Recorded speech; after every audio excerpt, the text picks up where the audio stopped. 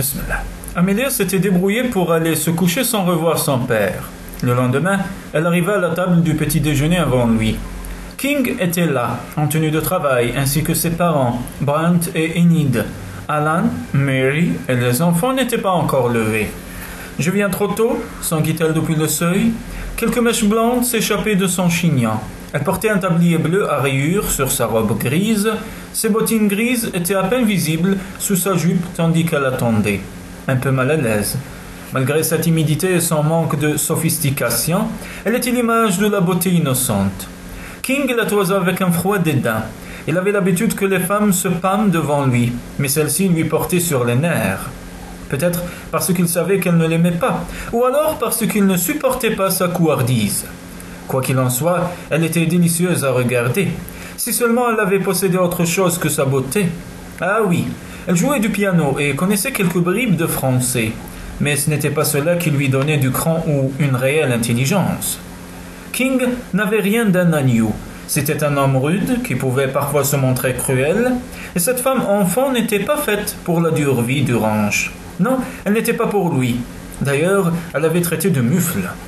Bien sûr que non, dit Enid à Amelia en souriant. Asseyez-vous, mon enfant. Les autres dorment encore. Brant eut un petit rire. Y compris votre père. Nous avons eu une soirée assez longue hier. J'ai demandé à ce qu'on ne le réveille pas, car je l'emmène à la chasse aujourd'hui avec Alan. Il fit une pause. Nous risquons d'être absents plusieurs jours. J'ai une dent contre un méchant client qui dévore notre bétail. Un puma. Amelia prit place à table sans un regard pour King, qui, bien au contraire, ne se privait pas de la détailler avec une ironie dédaigneuse, comme si sa simple vue l'offensait.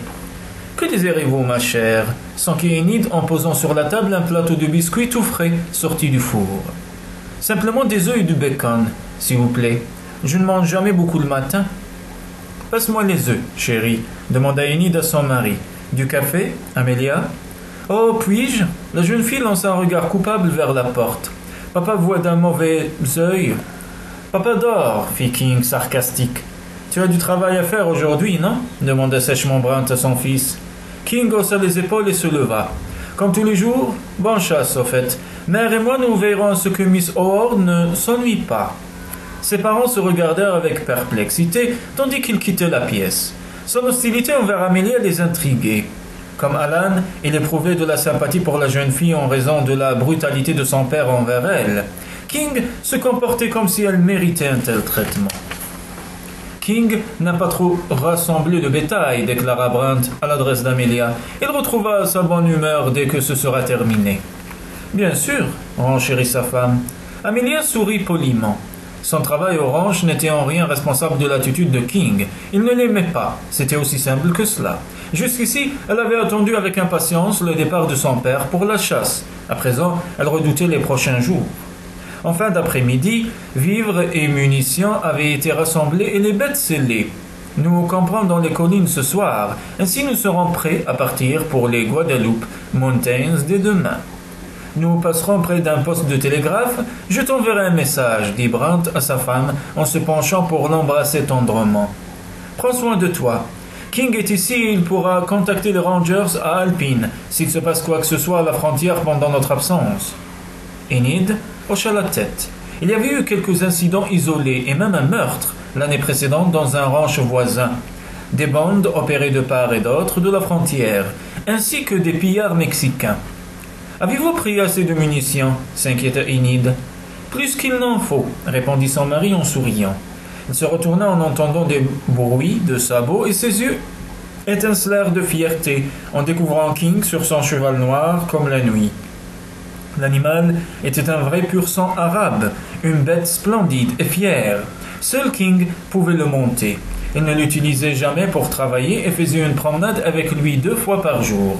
À l'occasion, il le montait pour se rendre chez les Valverde, où il faisait sa cour à Miss Darcy. Au cours de la semaine passée, celle-ci était venue dîner un soir. La soirée avait été pénible, Miss Darcy se montrant d'une condescendance insultante envers Amelia. « Alors, prêt à partir ?» demanda King en se penchant sur sa selle. « Souhaite-nous bonne chance, mon garçon, » répliqua Brant jovial. « J'espère bien que vous allez avoir ce maudit puma et que vous trouverez aussi 1 ou 2 daims. » Si on monte assez haut, on devrait faire une bonne chasse, répondit Alan. Le temps est encore assez frais dans les montagnes à cette époque de l'année. Il se tourna vers Amelia. Cela ira vraiment, Amelia, s'enquit-il avec douceur. Sa sollicitude la toucha. Certainement, Alan. Je penserai à vous pendant notre absence.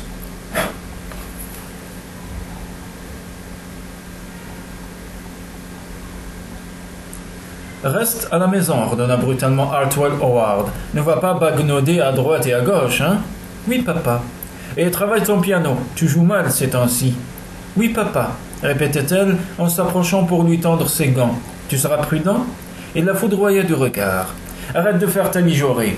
Lui arrachant les gants des mains, il monta en selle sans aucune considération pour sa monture, sur le mors de laquelle il tira violemment.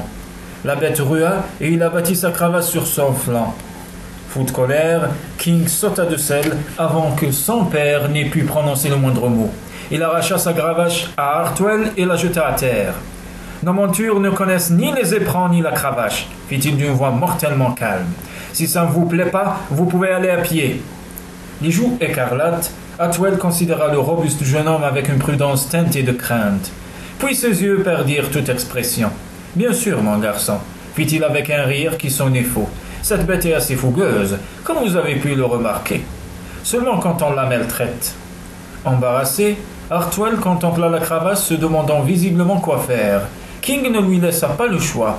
Posant sa botte sur le fouet, il l'écrasa dans la poussière avant d'allumer tranquillement un cigare. Le message était limpide. Hartwell rassembla ses rênes d'une main mal assurée et s'éloigna en maugréant quelque chose à propos de ces bêtes stupides qu'on traitait mieux que les êtres humains. Les ongles d'Amelia avaient imprimé des croissants dans ses pommes. Elle avait un instant cru que son père allait perdre la tête, peut-être même dégainer son arme. Il était totalement prévisible. Mais King l'ignorait et elle ne pouvait le lui dire. D'ailleurs, il ne la croirait probablement pas. Brandt considérait son fils aîné d'un air sévère. « King !» commença-t-il, menaçant. Le jeune homme tourna vers lui des yeux d'argent qui étincelaient encore dangereusement. « Nous devrions partir, père, » intervint Alan, redoutant l'explosion. Le père et le fils possédaient le même caractère. « Oui, ça vaudrait mieux, » acquiesça finalement Brandt. « Surveille tes arrières, » lança-t-il à King. « Et toi les tiens, » répliqua son fils. Brandt sourit à sa femme, s'inclina vers Amelia, puis fit faire volte-face à sa monture. Alan le suivit, regardant la jeune fille en se tordant sur sa selle jusqu'à manquer de tomber. « Le jeune idiot, il va se briser le cou, » murmura King. « Faut-il vraiment que vous l'encouragiez, Miss Howard ?» Elle en resta interloquée.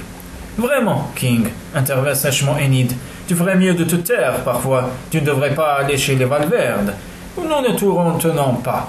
Et c'est tant mieux, car une jolie femme distinguée m'attend dans son salon, » lança-t-il avec un regard méprisant pour Amelia et sa robe toute simple. La jeune fille eut l'impression de recevoir un coup de fouet. Bien que peu fortunée, les Howard avaient toujours été une famille respectée à Atlanta.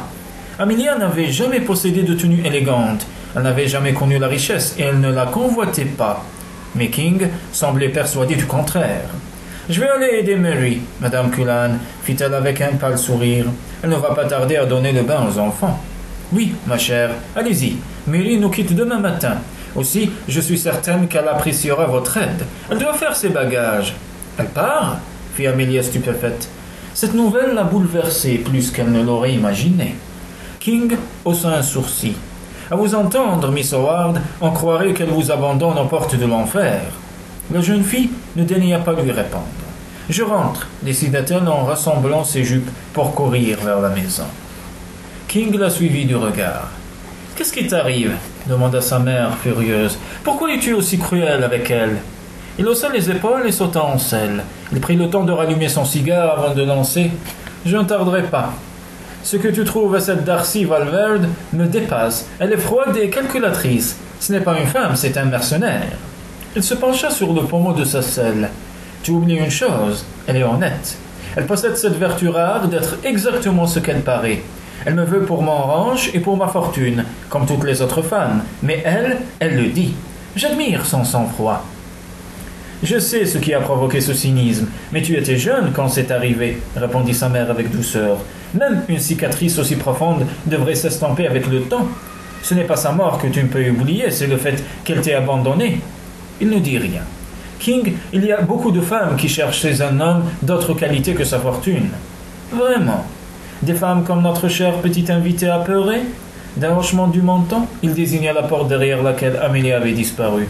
Elle est attirée par Alan, sa douceur et ses manières de salon. Quant à son père, il est surtout intéressé par la possibilité d'organiser un riche mariage. Tu ne t'en es pas rendu compte? Alan est en âge de se marier, répliqua-t-elle sèchement, et Amélia est une fille bien et ravissante. C'est une poule mouillée. Elle n'a pas le courage de se dresser contre son père, malgré les humiliations qu'il lui inflige. Et tu me demandes de l'admirer? Elle a peut-être un joli minois, mais elle n'a aucun cran. J'aime mieux épouser une femelle mustang-laide qu'une mignonne pouliche toute tremblante.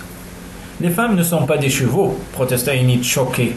Peut-être, mais on les traite de la même manière. Un morceau de sucre et un mot gentil, et la plus sauvage d'entre elles se soumet. Enid le dévisagea un instant. Elle n'a pas peur de son père, je crois plutôt qu'elle a peur pour lui. Et comment le sais-tu? Je suis une femme, répondit-elle simplement.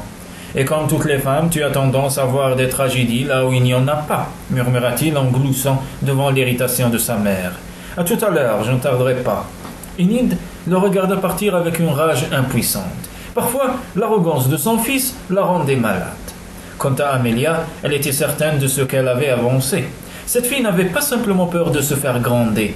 Elle avait vu dans ses yeux, lors du départ de son père, l'angoisse se mêler au soulagement. Peut-être que pendant son absence, elle réussirait à l'amener à se confier et à découvrir quel était le problème. Si elle pouvait lui venir en aide, elle le ferait, King ou pas King. Amelia donna le bain aux deux filles avant de s'installer au salon avec Mary et Enid, bavardant agréablement tout en essayant de réussir le point de crochet compliqué qu'Enid lui avait montré. « Votre mère tricotait et brodait, Amelia ?» s'enquit celle-ci curieuse. Maman était trop occupée avec les enfants, la tenue de la maison et la cuisine, et moi aussi. King disait que vous n'aviez jamais l'air de vous reposer quand il venait vous rendre visite avec Queen. Je me demande comment il a pu le remarquer, répondit Amelia blême. Votre fils ne me regardait jamais. Enid haussa un sourcil mais ne répondit pas. Alan avait accompagné King lors d'une visite chez les Howard quand les deux plus jeunes fils étaient encore vivants. King était revenu d'une humeur maussade qui avait duré plusieurs jours. Il semblait n'avoir rien à dire au sujet d'Amelia, au contraire de son frère. Alan avait relaté quelques épisodes la concernant. Notamment, un jour, il l'avait surprise dans le jardin en train de jouer aux cow-boys et aux Indiens avec ses deux plus jeunes frères. Enid se souvenait que les garçons étaient morts à peine quelques mois plus tard de la typhoïde. Cela avait été très dur pour toute la famille. Alan avait assisté aux obsèques et il avait remarqué un changement notable chez Hartwell Howard. Celui-ci semblait avoir développé un goût immodéré pour l'alcool. Sa femme, la mère d'Amelia, n'avait pas tardé à décliner. « Comment va votre frère ?» s'enquit Enid. « Très bien. Queen nous écrit souvent, » dit Amelia avec un sourire en terminant enfin une rangée. « Il est au Nouveau-Mexique, à la recherche d'un homme qui a tué un banquier à El Paso. J'ai encore du mal à y croire. Mon frère, un Texas Ranger, est un très bon, d'après ce qu'on dit. »« Votre frère est un Ranger ?» s'étonna Mary. « Oh, comme c'est extraordinaire! Et dire que je n'aurai pas l'occasion de le voir. Mon père appartenait à la police de Paris. Je suis certaine qu'il aurait eu des tas de choses à se raconter. » Amelia sourit. La conversation continua encore quelque temps jusqu'à ce que Mary parte se coucher.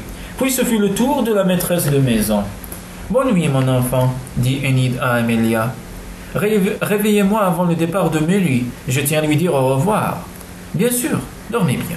Vous aussi. » Mais une fois dans son lit, Amelia eut du mal à trouver le sommeil. Une pensée la hantait. Avec le départ de Mary et des enfants, il ne resterait plus qu'Enid entre King et elle. Son père absent, voilà qu'elle devait se confronter à un autre homme. Elle frissonna sous son édredon. Les nuits étaient fraîches au bord du désert. King brilla par son absence le lendemain matin quand elles accompagnèrent Mary et ses deux filles à la gare d'El Paso. Enid avait dû demander à un cow-boy du ranch de les conduire en ville. Elle ne donna aucune explication sur la disparition de son fils. Amelia se doutait qu'elle était un peu gênée. Après le départ de Mary et de ses enfants, Enid décida qu'elle devait en profiter pour effectuer quelques achats. Il y avait une fiesta à la fin de la semaine, annonça-t-elle à Amelia, et elles avaient juste le temps de se confectionner de nouvelles robes. Chez le marchand, elle insista pour qu'Amélia se choisisse un tissu, mais quand la jeune fille se pencha vers un gris perle, Enid l'amena gentiment mais fermement vers un lavande beaucoup plus gai. « Mais cela coûte beaucoup trop cher, protesta Amélia. Toujours aussi inflexible, Enid fit couper et emballer le tissu ainsi que du fil et des dentelles. « Il vous ira ravir, dit-elle en riant, et c'est peu de chose étant donné la façon dont vous vous êtes occupé des enfants de Mary cette semaine. Vous vous êtes constamment occupé d'eux. Mais cela me faisait plaisir et Mary ne se sentait pas très bien. Elle est un peu fragile depuis qu'elle a perdu son mari. Nous pensions tous que ses vacances la requinqueraient et cela a été le cas. Vous lui avez changé les idées. Je vous en suis très reconnaissante. Mary est comme une fille pour moi. Elle est très douce. Cela vous gênerait si je vous disais que vous êtes très douce vous aussi demanda gentiment Enid. J'apprécie votre compagnie. Et moi la vôtre, répondit Amélia avant de se mordre la lèvre. Cette fiesta, où aura-t-elle lieu? Chez les Valverde. Mais nous sommes tous invités. Nous ne sommes pas très cérémonieux dans ce coin du Texas. Quand il y a une fiesta, tout le monde vient. Amélia hésita. Elle n'appréciait guère l'héritière des Valverde et celle-ci le lui rendait bien. Ne vous faites aucun souci, assura Enid. Vous passerez une bonne soirée. Alors, il faut nous dépêcher de rentrer pour le dîner. Il est déjà tard et j'ai demandé à Rosa de préparer son fameux poulet frit. C'est mon plat préféré. Amélia ne discuta pas et lui emboîta le pas vers le chariot. Elle redoutait déjà cette soirée chez les Valverde. Ce serait une véritable torture de regarder King danser avec cette femme.